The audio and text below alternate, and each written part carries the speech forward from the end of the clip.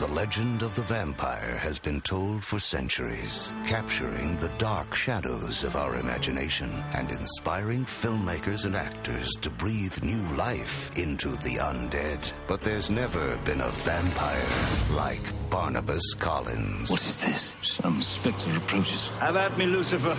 My soul is prepared.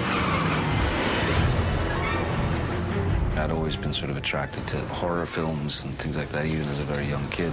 I said, Tim, we should do a vampire movie together. My name is Barnabus Collins. 2 centuries ago, I made Collinwood my home, my love, until a jealous witch cursed me, condemning me to the shadows. What have you done? For all time. I could see right away that he had a passion for it. Nosferatu with Max Schreck was one of my favorites. Dracula, of course, with Bela Lugosi. Boris Karloff, Lon Chaney. Christopher Lee certainly is one of the greats. It was a real treat getting to work with Christopher. I mean, the guy's a legend. Barnabus Collins. Collins? Why does a Collins want to talk to me? One of my favorite moments I've ever been able to experience in a film was I got to hypnotize Dracula. I got to hypnotize Christopher Lee.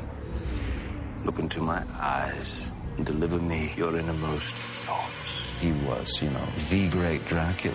You have been chosen.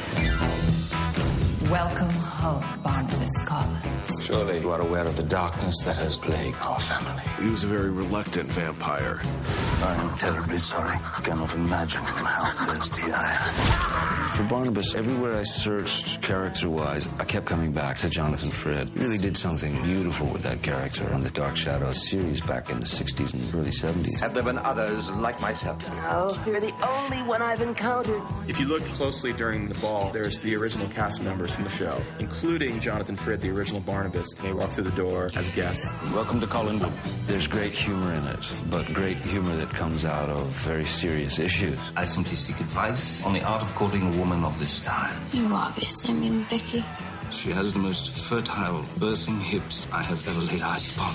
You're weird. Do you really think so? About tapping into vampires, witches, ghosts. The reason they're powerful because we all kind of experience those feelings on some level. If a man can become a monster, then a monster can become a man. It's something that remains in our popular culture because it's strangely part of our everyday lives. I see that you have grown desperate enough to sell off the family silverware. How could you tell? These are exact replicas. Had this fork been real silver, my hand would have burst into flames upon its slightest touch. Is he for real? Baby,